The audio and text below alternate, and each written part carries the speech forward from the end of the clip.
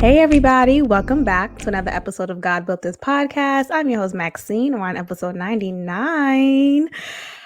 Well, by the time you are listening to this episode, depending if you're listening to this episode early Tuesday morning, you are feeling that anxiety around election time. Is it going to be Trump for the next 4 years, or is it going to be scary Biden, right? What does Trump call him? Grandpa Biden, or what does he call him? He has a name for everybody, but he calls him just kind of basement Biden, all of that.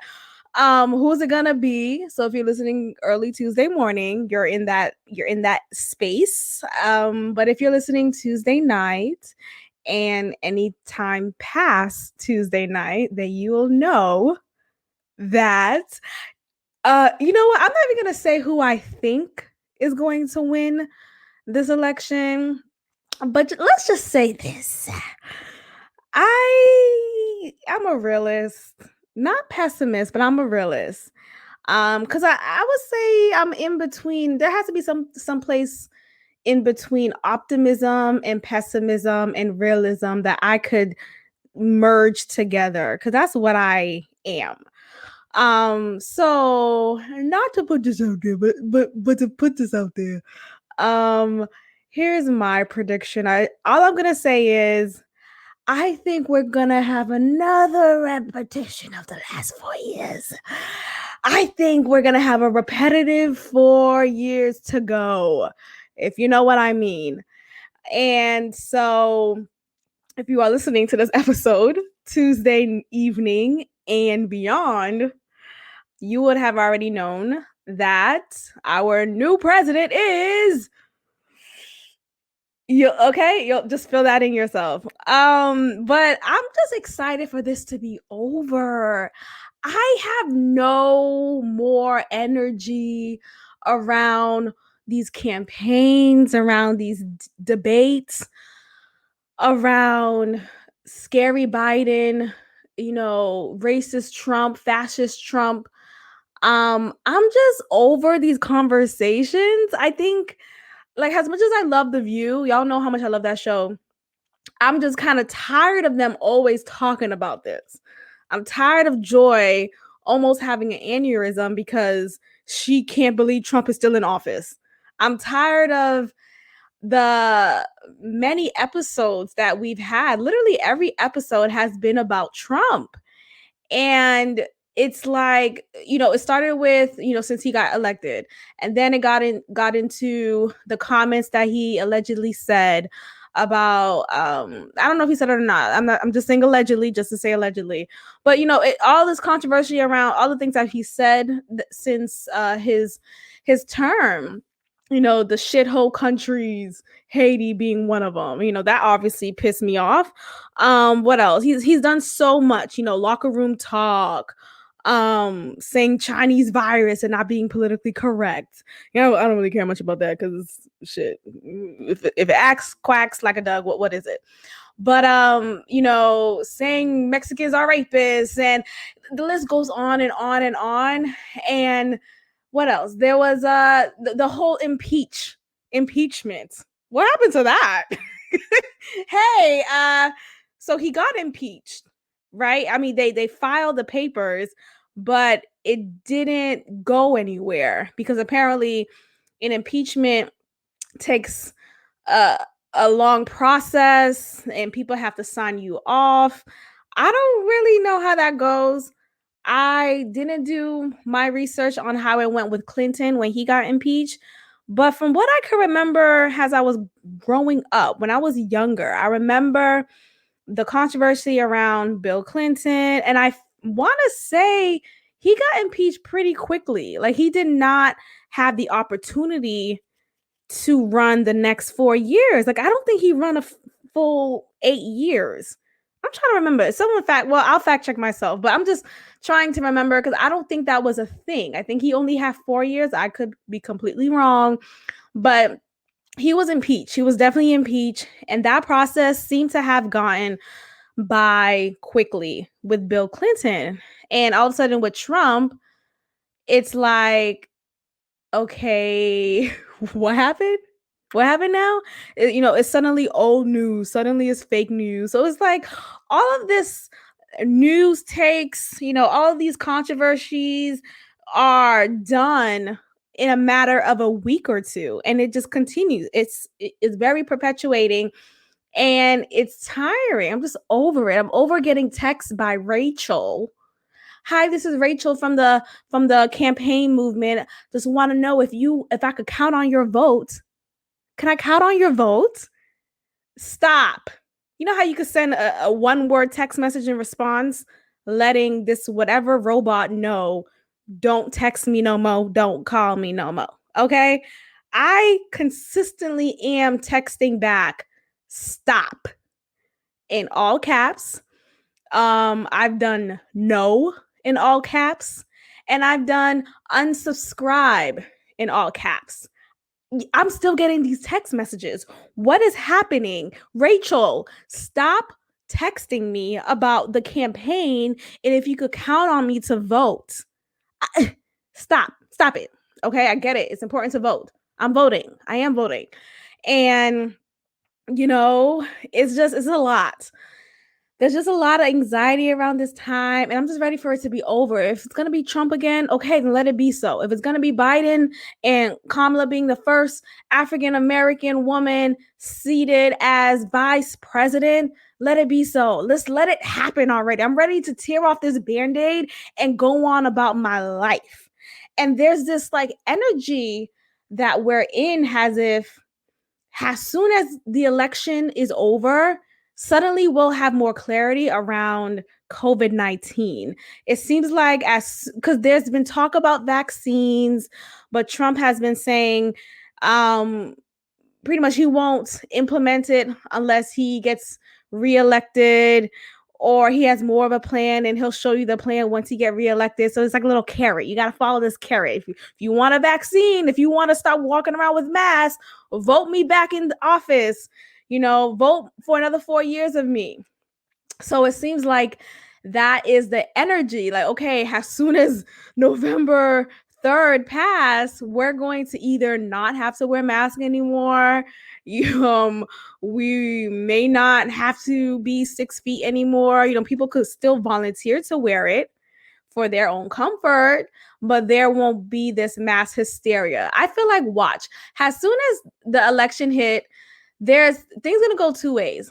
If Trump gets reelected, this COVID-19 pandemic will continue to be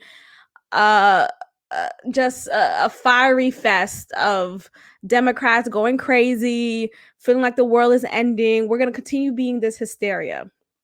If Biden wins, there's suddenly going to be this calmness.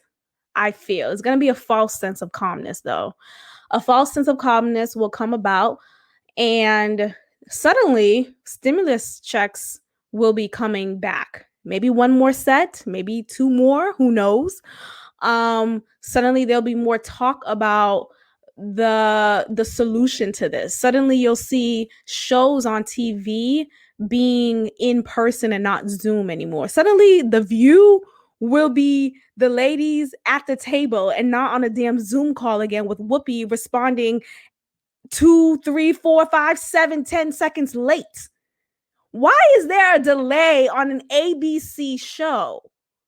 I really don't get it. It's literally only that show. When I'm watching other shows that has a Zoom format, they're on it. Like their Wi-Fi is just fine. The are just fine. Whoopee. Yo, and that's what's been like really bothering me lately. Like I just like you has had my fix. It's been my drug of choice. I lean into it. It makes me happy. And I look for it again tomorrow. And if I don't get an episode in, I'm itching, I'm scratching, I'm irritable. I need my fix. And since it's been on Zoom and hearing Whoopi's delayed response every time, and then when Sunny chimes in or Joy want to say another remark, Whoopi, you have to wait. Like, how Whoopi's going to respond. So I'm like already predicting what's going to happen. Whoopi responds late because there's a delay. And so she's responding and she's like, what? No, okay, Joy, okay, all right. We gotta go. We can't talk. All right. Okay, one more comment. Joy, go ahead. Like, my anxiety, I can't breathe. It's too much. It's too much. Get back at the table, get back in the studio. And I get it. There's some old ladies. They are. Joy is pretty old. Okay. I don't know if she's Joe Biden old, but she's up there. She looks well. They all look well. So yes, be safe. But I just don't understand why they can't still get in the studio. They don't have to have an audience. Wendy Williams don't have an audience in her. She doesn't have an audience for her show. She only has her staffers. They're consistently checked and they pass. And so they have the show. They could just have the ladies sit at the table. The table could be bigger, 6 feet apart. They did that actually the first few episodes when this pandemic began. They started not having an audience and they started having the set spaced out. So it's possible. I think they're making a stance. They're making a remark because the view is obviously very, very liberal. And, which explains the attacks that consistently happen to Meghan, has the Republican point of view. So, I say all that to say, I'm tired of getting these texts from Rachel. Okay, Rachel, stop texting me about if you could count on me to vote. I'm voting, as you should. Okay, I agree. Vote, vote, speak up. I understand the frustration, maybe the confusion around if our vote matters, if it counts, even if it doesn't count. Still vote. Just still vote. Just because our ancestors have sacrificed so much. Many people literally died, got beaten up badly, were incredibly discouraged, to say the least, to not vote. And that says a lot. It speaks to the power in our votes. And so I'm not saying, I know this is obviously like an expected thing to say at this time that went in, and I know you're probably tired of hearing it, so go vote. But yeah, I'm just really tired. I'm tired of this. Oh my goodness. I remember The View started a countdown of the election. It was like, I want to say they count down the 40th day. So from literally at the start of every episode, they'll start off and say 37 days until the election, 27 days, 15, 12, now it's 1. Now it's 0. Now is in a couple of hours, we'll find out who is going to be our next sitting president. It's just a lot. It's a lot. And I just want to sit down. Can I sit down? It's just too much. It's too much. I'm over it. It is so. At the end of the day, we'll be fine. But that's me saying it from a spiritual perspective. Like, stay in tune with yourself, take care of yourself, take care of your home, do the best that you can. But I just can't. It's not healthy to get so caught up in what the media is saying consistently, because you're gonna go crazy. Take time away from the media, do something that makes you happy, despite what you may want. Because again, not everyone who listens to me may be a Biden voter or a Trump voter. Like, it's fine either way. And I am never here to tell you who to vote. And I'm really sick of that. I'm really sick of that from our own people. And I get it, right? Because Trump appears and presents himself as such a racist. Right? He does. Like, he's been looking like one since he came into office. But it's just so funny because when we were all watching The Apprentice, nobody was saying racist. I was watching that show weekly. Okay. I think it came on a couple times a week. He was that nigga. And so for him to suddenly be this hateful, all lives matter, like, it's so funny how the media really portrays you in a way that is completely unfavorable to people of color. So All I'm saying is it's just awfully convenient. Let's just be honest here. It's awfully convenient. Yes, he has said on record some pretty disturbing things. But I just don't always believe what's said to me or what's shown to me on TV. I think we also need to look into who are the people reporting this news? What is the agenda that they have? We have to question what we receive and not just sit back and be spoon fed. So I'm just really tired of, we live in a democracy, right? We have the choice to decide what we want for ourselves. We do not have to vote as a monolith because we are within a particular gender, we are with a particular sexual orientation, racial background, economic background. Like, none of that is forcing me or should force anyone to vote a particular way. None of that should. I remember having a conversation with someone and she asked me, do you think you could be friends with someone who's a Trump supporter? And I'm like, yeah, like what the fuck are we talking about? Like, why do we look at things so one-sided? And it's just, sit back and see what that question means. And there was someone else who I had a conversation with. He was saying, what he say? Oh, so fucking annoying. And niggas will be so stubborn in what they're saying. Like, what do you mean? You can't. And I'm not saying this has a Trump supporter. I don't like what he's saying. I don't like how he's been the past 4 years. He has not been a pleasing candidate or a pleasing president at all. So this is not me saying, all this is not in support of Trump. And it sucks that I have to keep on saying this, right? It sucks that I have to give this disclaimer to hold your listen. Please hold on, Master. Wait. Relax. I'm just having a conversation that is wide span. We can't look at things so narrow. Oh, he said this, that means he's automatically this. We have to look at things in the context. There was a conversation I was having with a colleague of mine, and he was saying how, oh, do you know so and so is a Trump supporter? And I was like, okay. No. He started off by saying, yo, do you know so and so?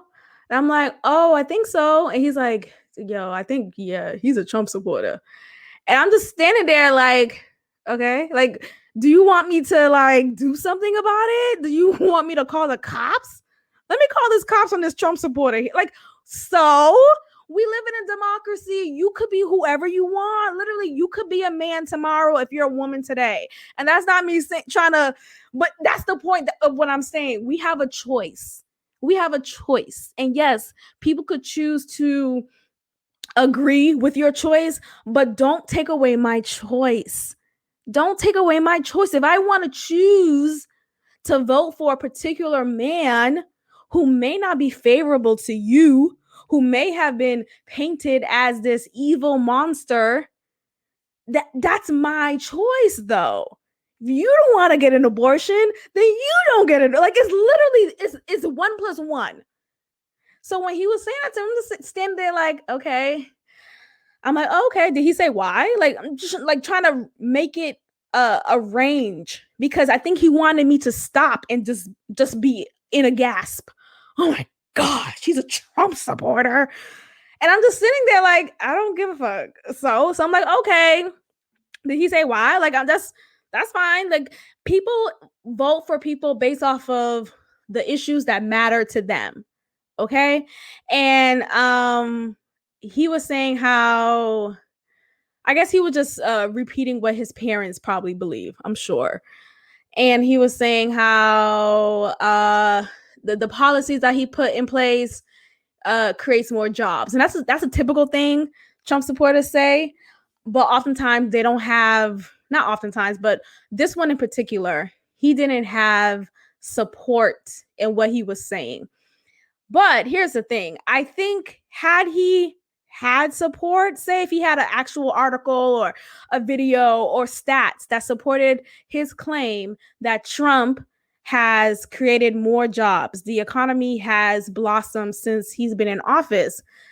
Being that you could go on Google right now and find anything to support whatever the fuck you're saying. Like, there's literally an article for anything.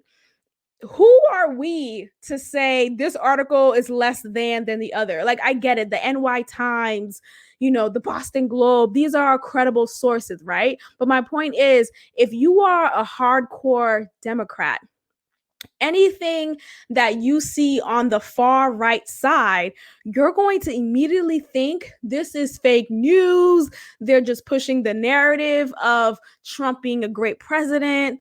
And instead, you're not being open-minded to, hey, maybe some of these pieces are actual factual, right? Because you are such a hardcore Democrat that you can't even teeter the line. You have to just immediately say no to anything that makes Trump look good. To anything. And that's the problem there. Like, that's just so, can we not be unbiased? Can we look at things objectively here and just see it for what it is? Like, maybe there's some things you do like about Trump, right? it wasn't a thing. He wasn't seen as a political figure before he became a political figure. And maybe then we weren't looking at him in those eyes. But it's just so interesting how all of a sudden he's all of these things when he wasn't any of those things prior to him being a president. The hip hop community loved Trump before he came into office. Okay. He was featured in music videos. He was being taken pictures with. I don't know if I'm saying that sentence right, but Diddy took a picture with him many, many times. T.I., like, niggas love Trump. What are we doing? So this whole Black voters for Trump, and every time a Black voter or Black Republican comes on The View, Sunny Hostin is quick to be like, there are no Black voters for Trump. How could you be Black? It goes into more of this identity politic game that we're in. And it's unfair. It's unfair. My skin tone should not immediately align me to a vote that I may not be in support of. You can't make that assumption about people. So again, democracy is the world that we are living in as an American citizen. And I'm grateful for that. So we need to behave accordingly. We need to be grateful that we are not in a dictatorship, that we are not in a land that discounts our voices. We complain a lot here in America, but trust, go to Haiti, go to other third world countries that don't really support your freedom of speech. This podcast that I have here, if I was talking shit about the prime minister, or what is he called in Haiti?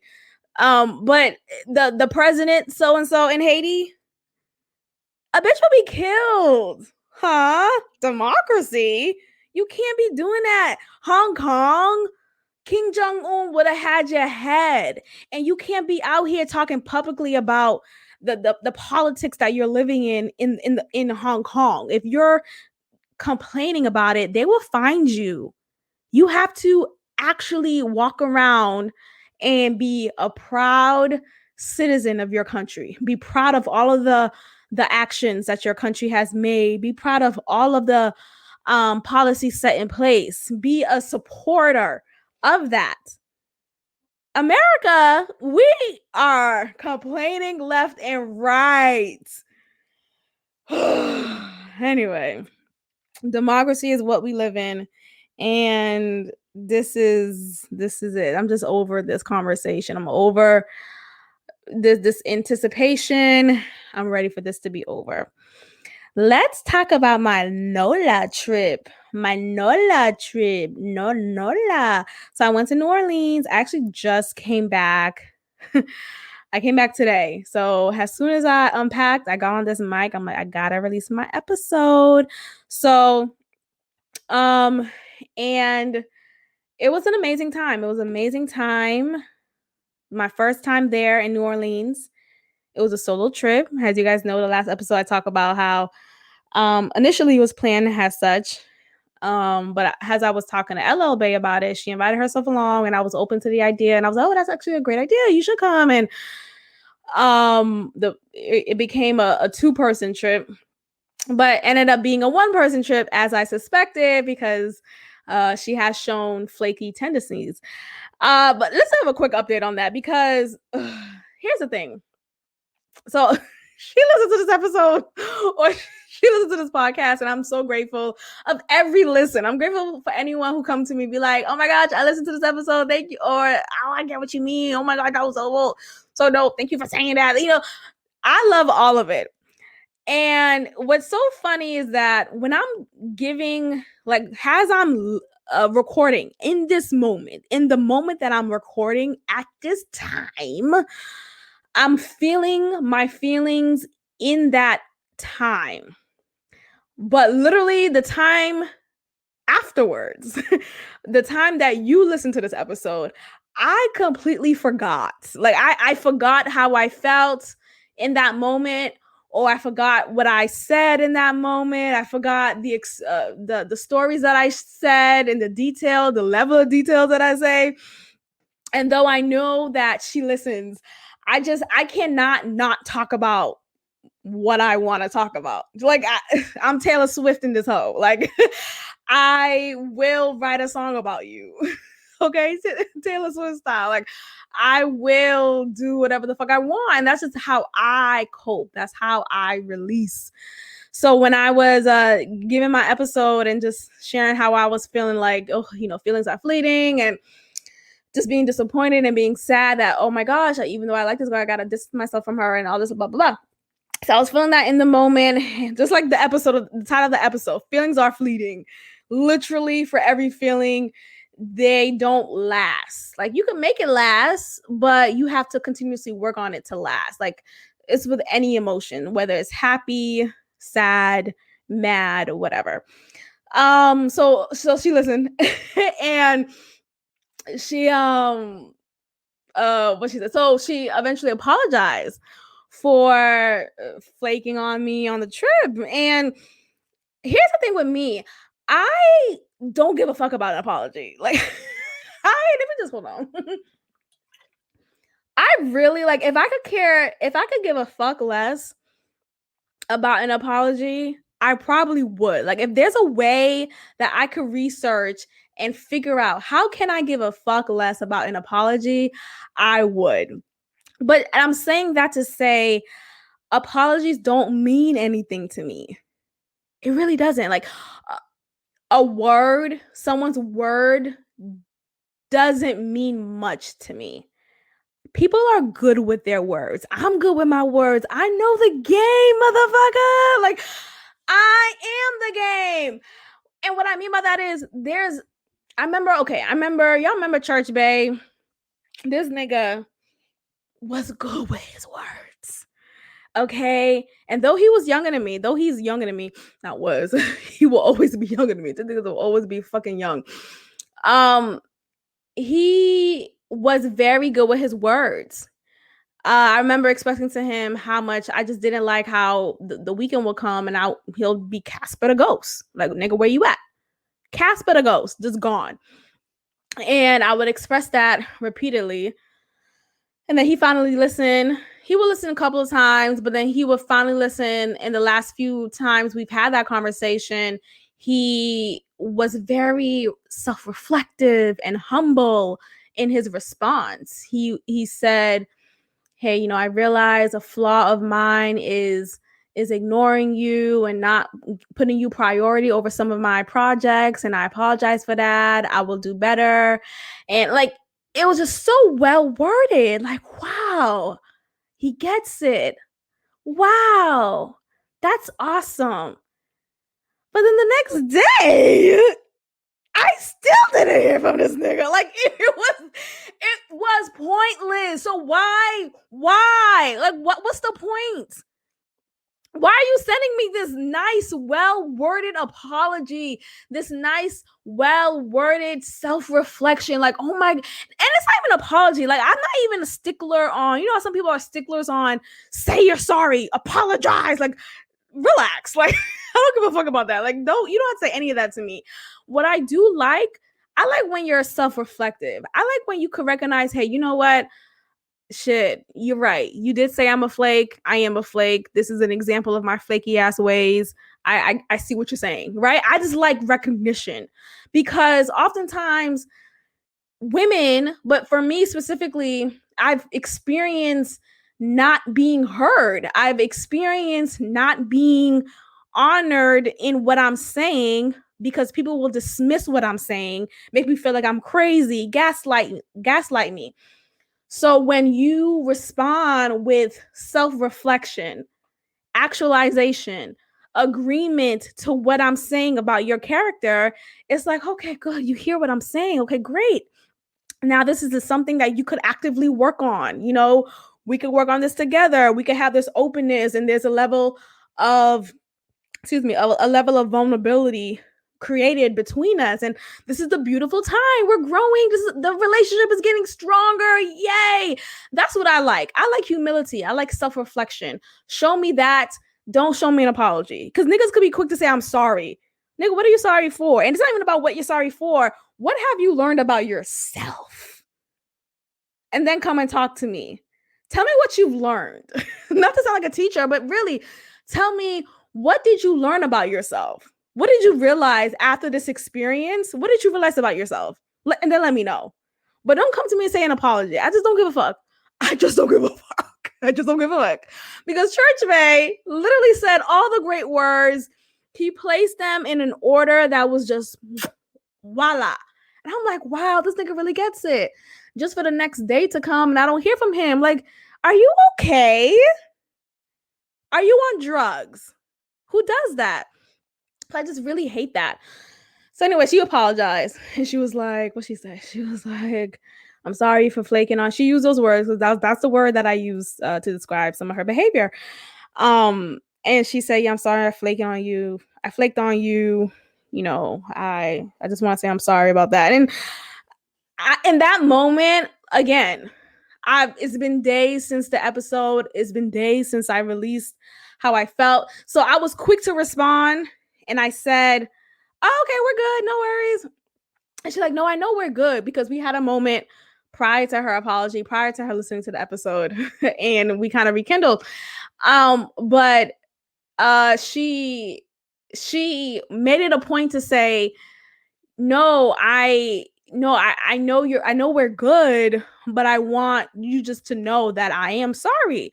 And cool, I received that. And I think that was something I'm learning about myself. And I'm constantly learning things about, like, I'm constantly in self-reflection mode. The light is on, the switch is turned on, it's bright as hell in my head. Like, I'm constantly finding ways to grow. I'm constantly finding ways to reveal more about me so I could heal more, so I could grow more, so I could conquer this fear more. Like, I love that. So that's what I'm always in that space, always. So when she said that, because when I was so quick to be like, oh no, we're good, we're fine. But I realized why I did that. Yes, one, I don't like apologies. I don't really give a fuck about them because I feel like they don't mean shit. But I realized that I have a hard time accepting someone's vulnerability and me responding vulnerable in that moment with them. Like, I want to be so quick to move on from this moment. Let's just move on. This is too intimate. Oh my goodness. Emotions. And so I just want to move on from the moment, get to that nice, happy, flirty place that we are in. And I need to work on that. And that's just a space where I am. There's anxiety around being in that. It's too intimate. It's too intimate when someone just come to me and be like, I hear what you're saying. I'm sorry. So maybe that's why I don't like apologies, because I don't like to be too intimate. And I want to eventually I don't know, but it just hit me in that moment. I was so quick to just move on. And that also speaks to me not being comfortable when someone apologizes and me holding them to that. Like, because I want to be so quick to move on, I have a hard time holding you accountable to what you did that warranted this apology, because I just have a hard time with that. It's just the intimacy of it all and me holding you to the fire and be like, yeah, you really hurt me. I really was disappointed, because it shows intimacy. It shows another level of trust and comfort and closeness that I am always afraid to get in the water of. So instead, I'm gonna be like, okay, we're good. Let's move on. Look, did you see that show? Let's talk about that show. So yeah, so in that moment, I'm like, oh my gosh, I need to accept. I need to accept. I need to accept. I need to be in the moment with you. If you want to apologize, even if I don't accept this bullshit, okay, thank you. I'm glad that you said that. You know, it really hurt me that it's hard for me, because if I'm not in that moment anymore, it's hard for me to tap back into the 1 week ago when I felt that feeling of sadness. Like, had she caught me when I was recording last week's episode right in that moment, then I would have expressed to her in live time. But being that I've already worked through it, it's been days.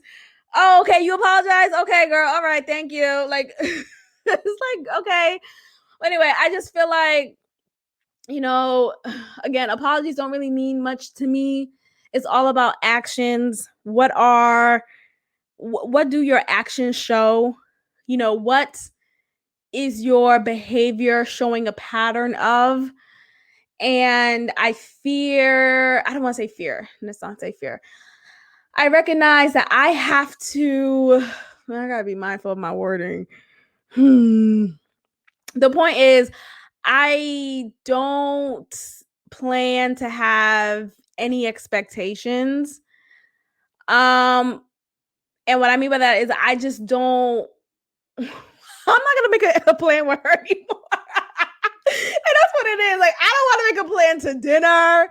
I don't want to make a plan to another getaway. I don't want, because it's more, I'm laughing right now, right? But it's just me protecting myself. Like, I don't want to say yes to another possible together time that we have outside of the space where we usually see each other.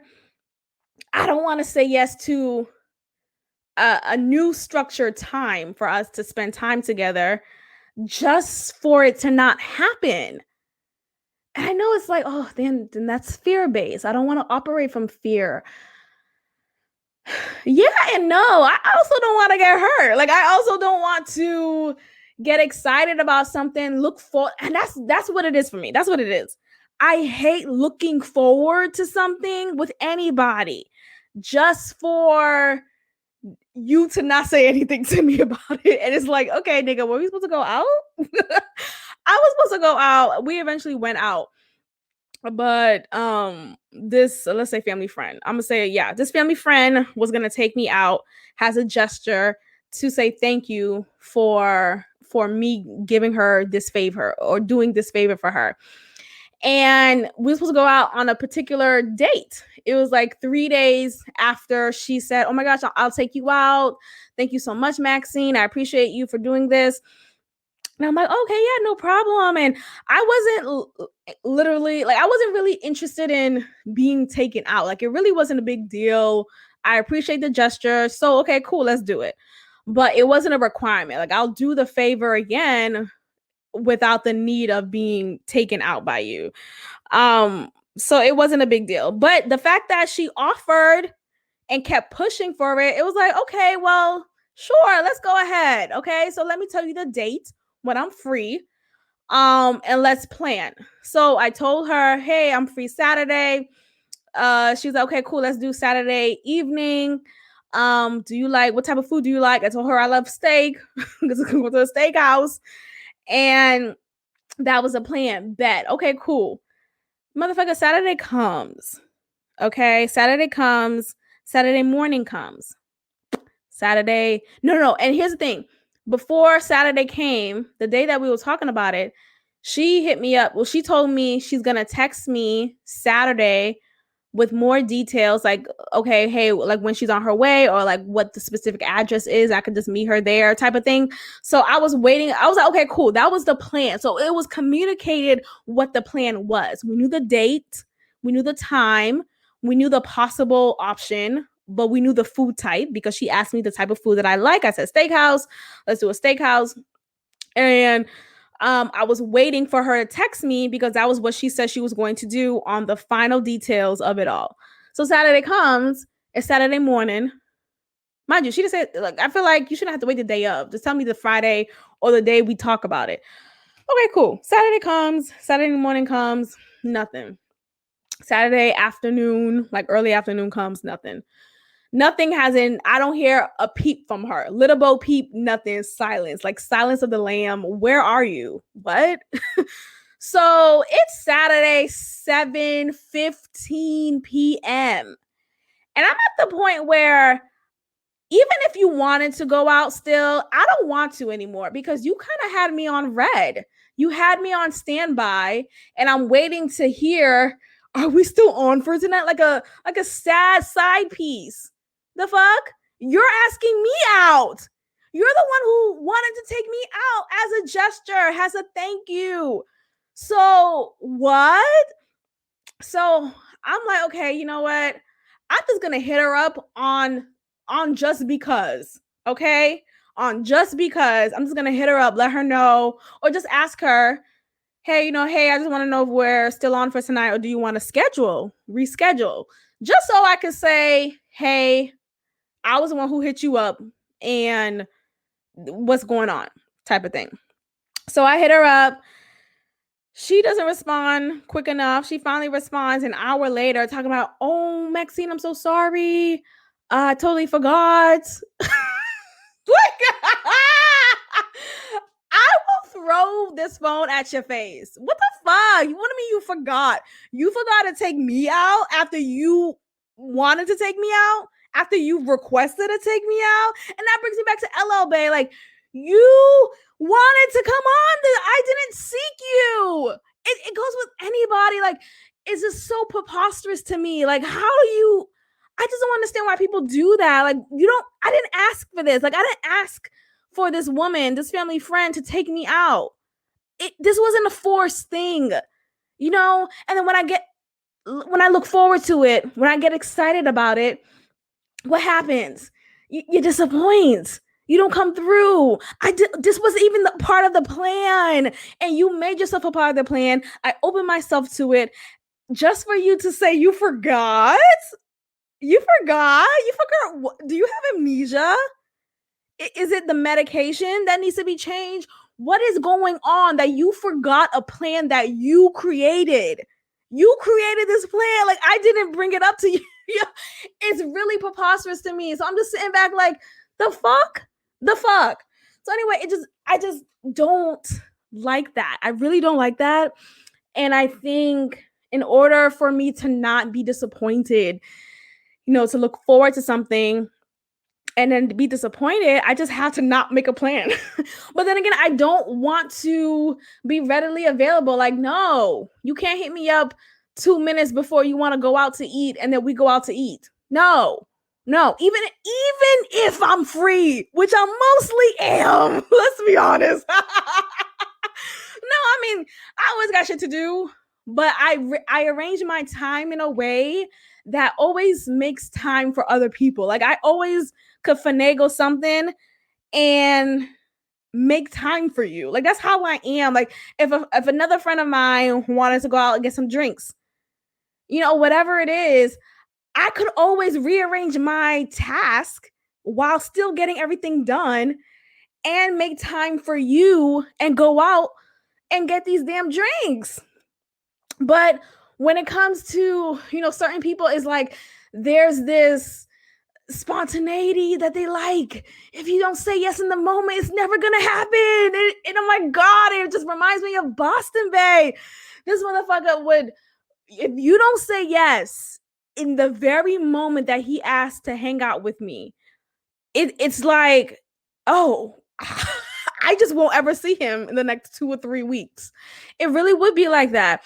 And I said that to him one time. I was like, oh, so if I don't say yes to your beck and call, we just never gonna hang out, or like, oh, I'm busy, I'm this and that. Like, nigga, what the fuck are you doing? You're riding around and getting it. Literally, drug dealer ass motherfucker. Well, shut up. Okay, you're riding around and you're getting high off of your supply. Like, that's literally what he's doing. Literally. Oh, I gotta figure out how to pay this mortgage, Maxie. I got time for this. Blah, blah, blah. Okay, so I'm supposed to be ready as soon as you say I'm outside. Nigga, I really, I'm triggered. I'm tight because when I tell you that just makes my skin crawl, and also it's like, who the fuck are you? And it's this really like, who the fuck are you? Oh, I'm supposed to just cower. I'm supposed to just say yes. I'm just supposed to always be available. No, I'm not.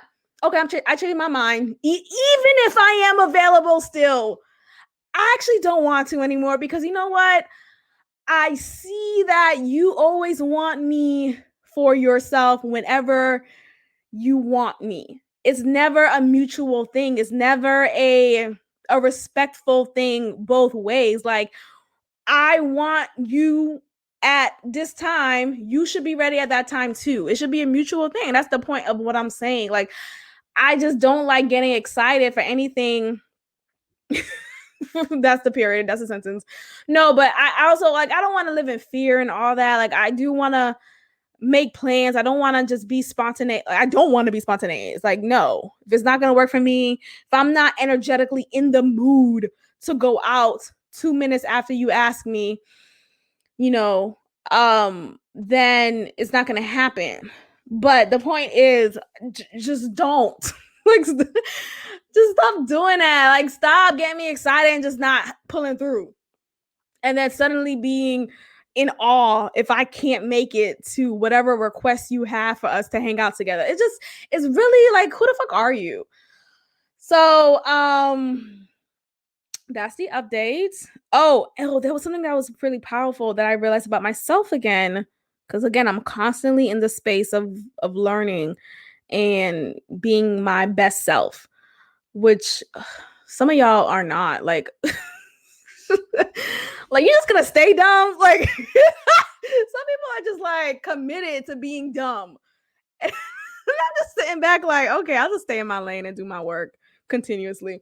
But anyway, so what she said. So we were having a conversation, and I was like expressing, I feel like, someone's gonna pull back because I feel like you're, you take advantage of me. You want me whenever you want me. She gave me more context, which I hear it, but I also feel like, okay, but okay, fine. But she was saying how pretty much and the way that she was saying it was, I received it. And that's what I like about our dynamic. I receive what she says in the way that she says it. We talk effectively. She talks to me effectively. There is a respect shared between us. And I get in my moments and I'm just like, this bitch, blah, blah. But I really appreciate our dynamic. So that's definitely it. But she was saying how I need to communicate. Like, please communicate with me. Let me know how you feel. Blah, blah, blah. And I'm just like, huh? Communicate? The fuck?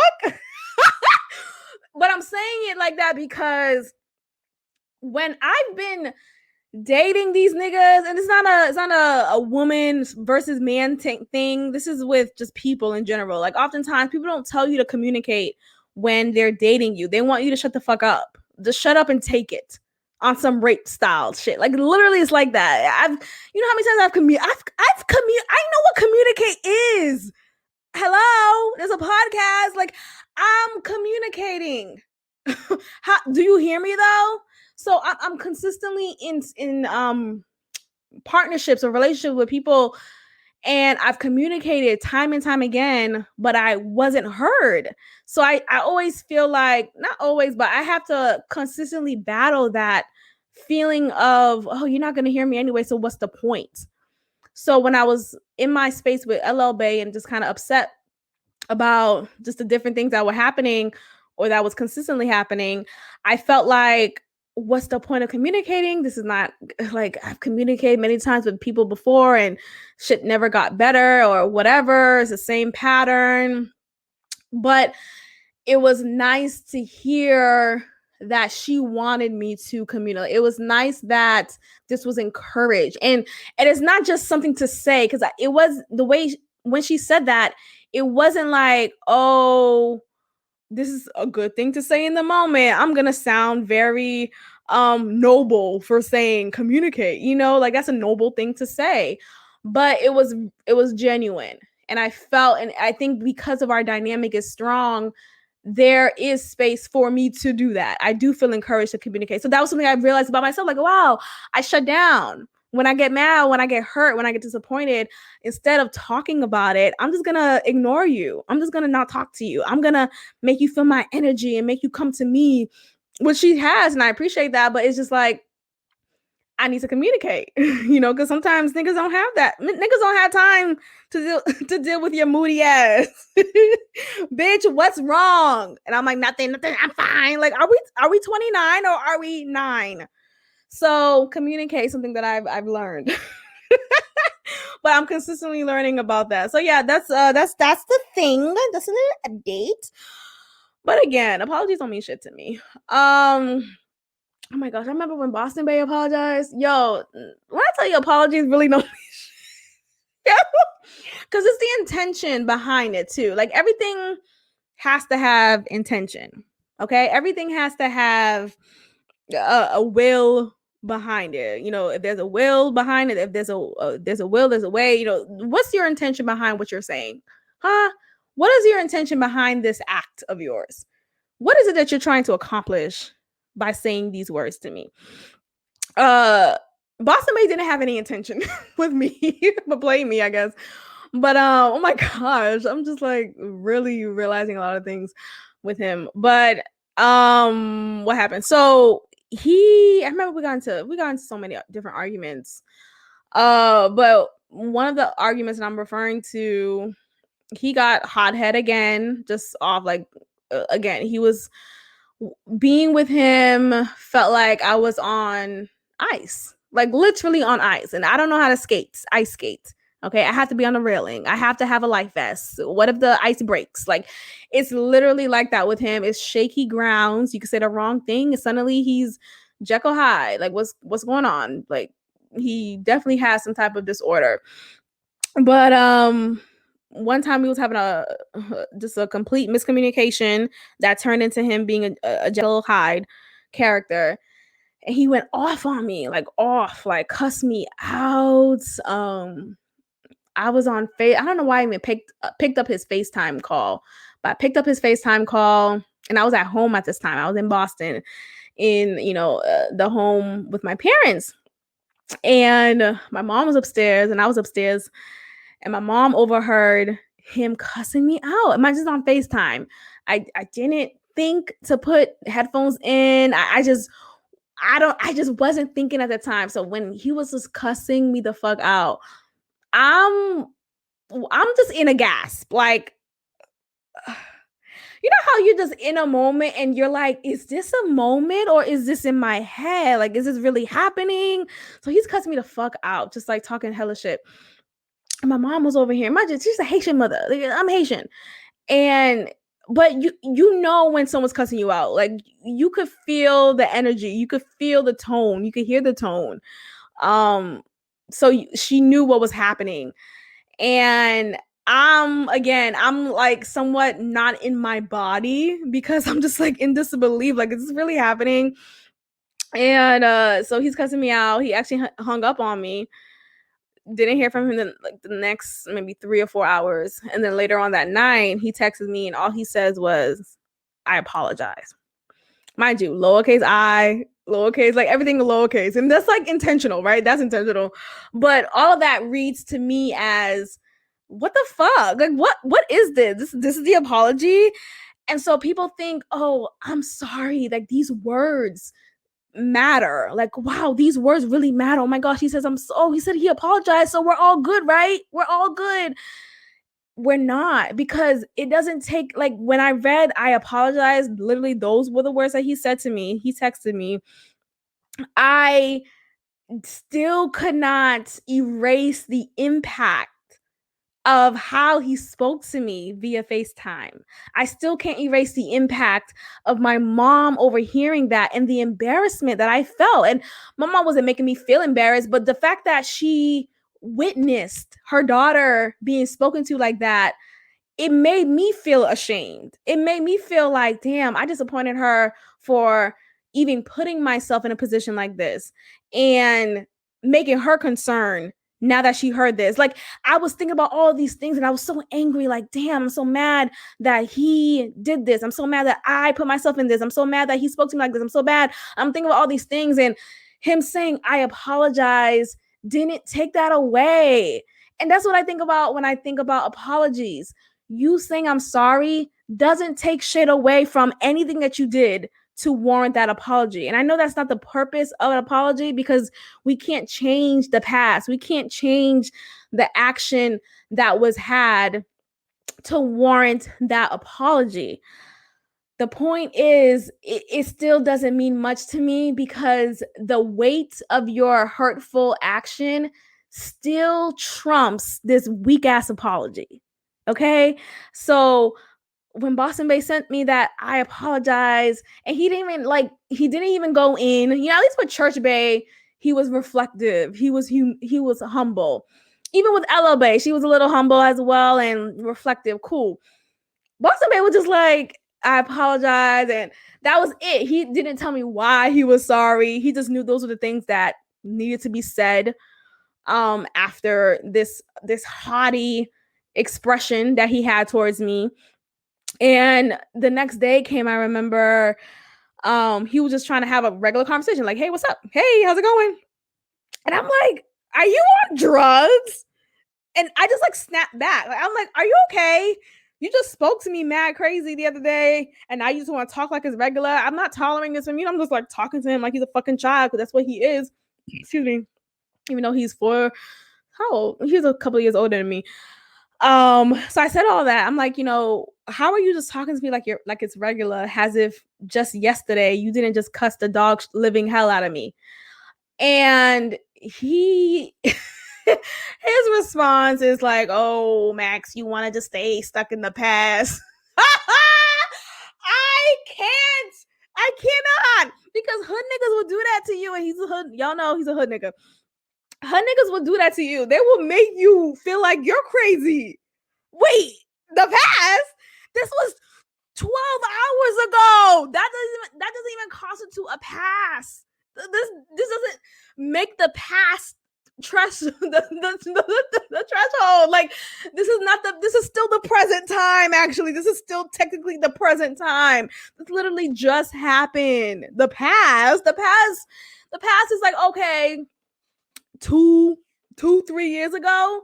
That's the past, nigga. This just happened. This happened just the last. If you scroll up in our text thread, you'll see how you cussed the dog shit out of me. What do you mean the past? So I say all that to say, don't apologize to me. Don't apologize to me. Don't say shit to me. Just be reflective. Recognize. Don't even say I'm sorry. Just be like, yo, I recognize I am fucked up. Right? I recognize I spoke to you crazy. Shit, I'm fucked up for that. Like, shit, swear and say that verbatim. Yo, I'm fucked up for that.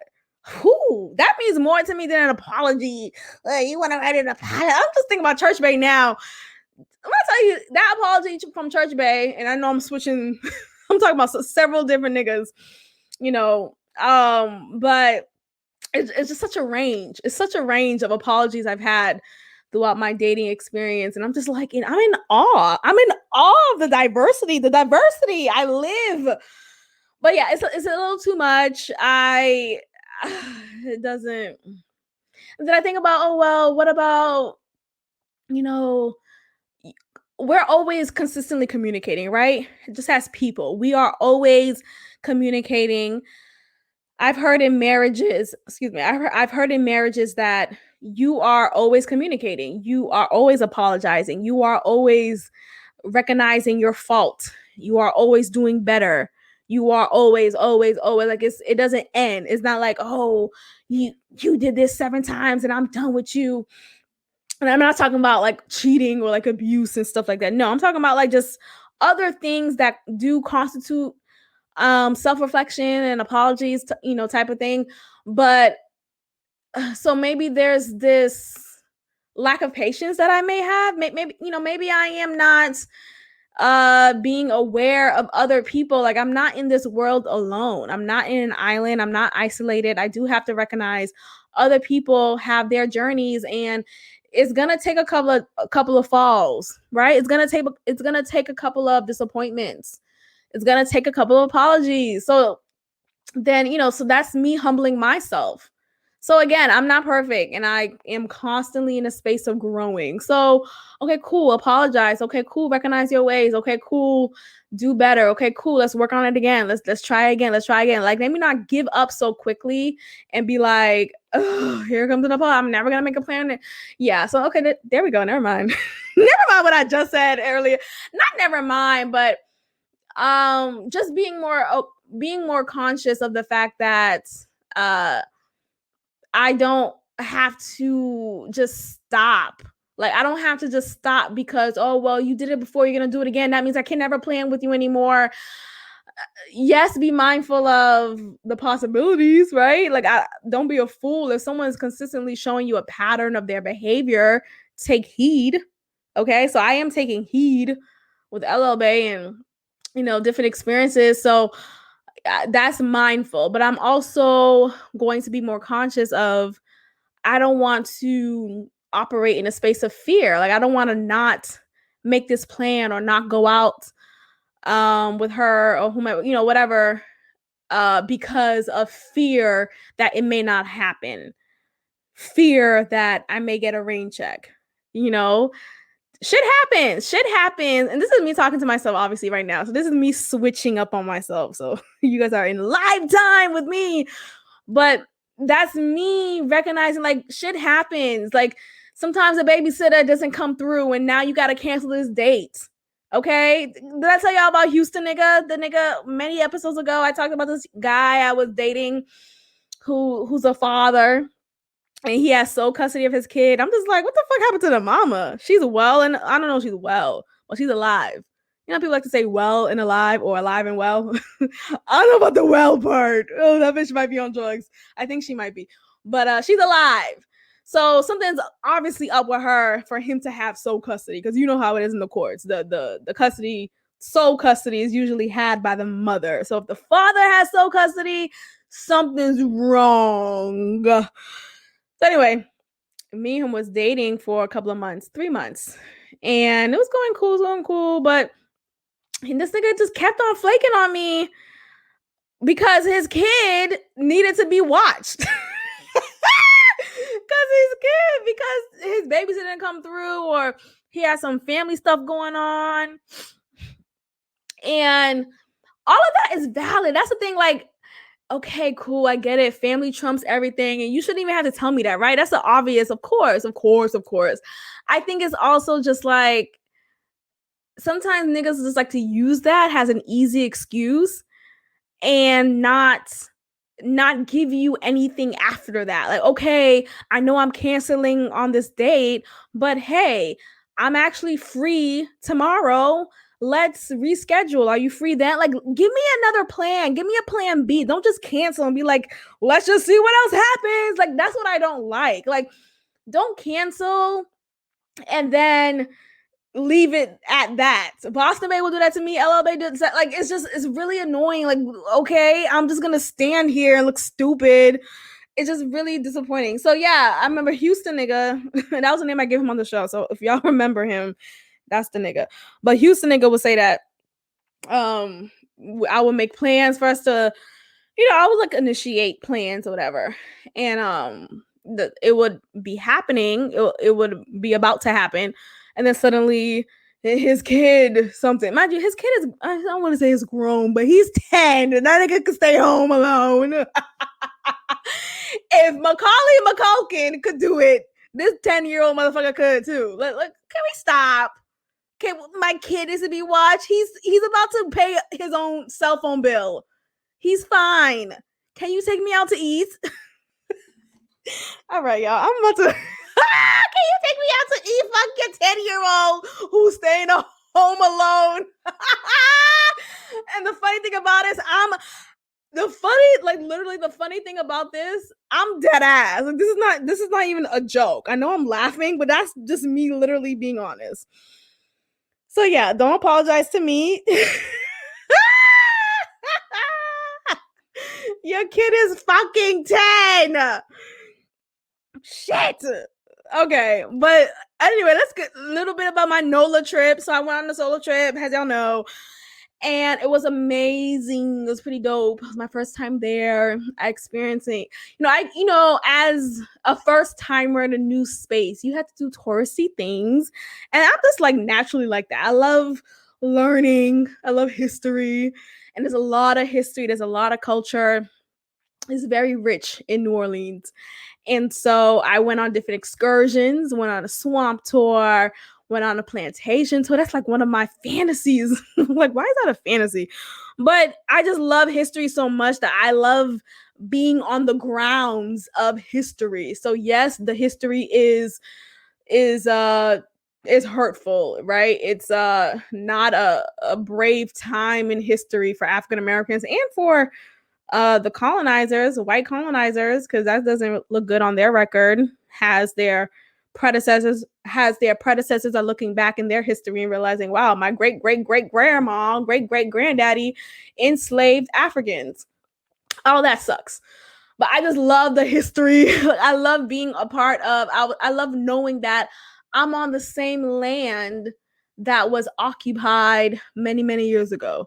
And yes, there was some heinous, awful acts done on this land, but just to be in this history of that gives me motivation, gives me courage to be more of who God called me to be. So all of that was just a great, beautiful experience. You really sit back and realize, just the sacrifices that were made here in America, and the many lives that were lost.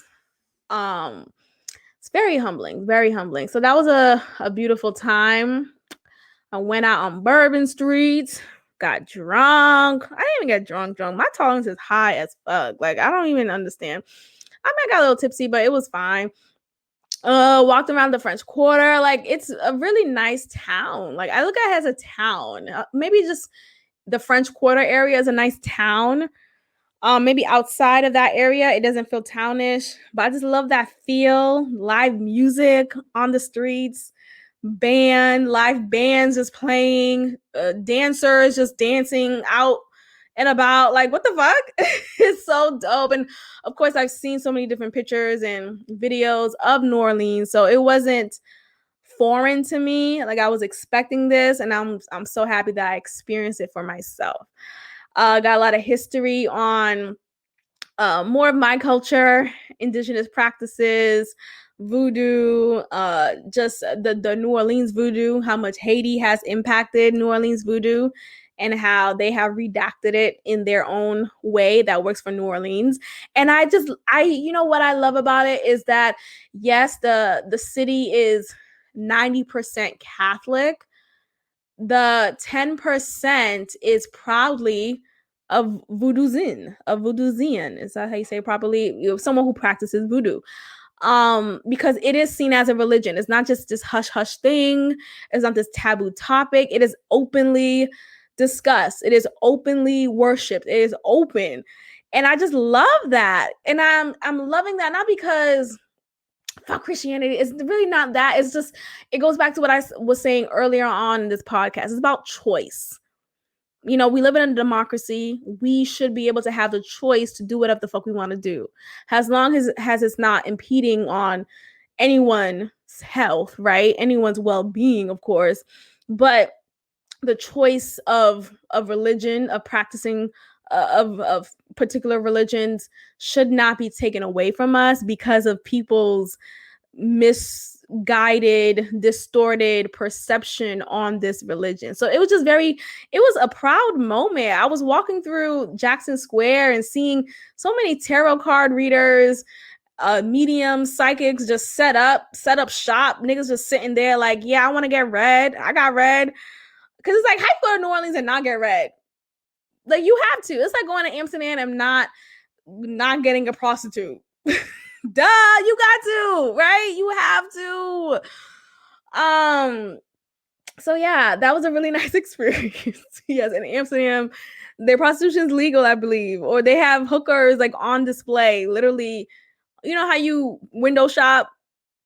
There's hookers at the window, and you shop for them. That's the thing. And I think weed is legal there too. Like, how you not go to these areas that are known for these things and not experience that? Like, come on now. It was funny because when I was talking about the reading that I got, suddenly I was seeing some views to because I was talking about it on my IG stories, and suddenly I'm seeing this person was looking at my IG stories. When I got to that part, I'm like, how did she even know I was talking about this or whatever?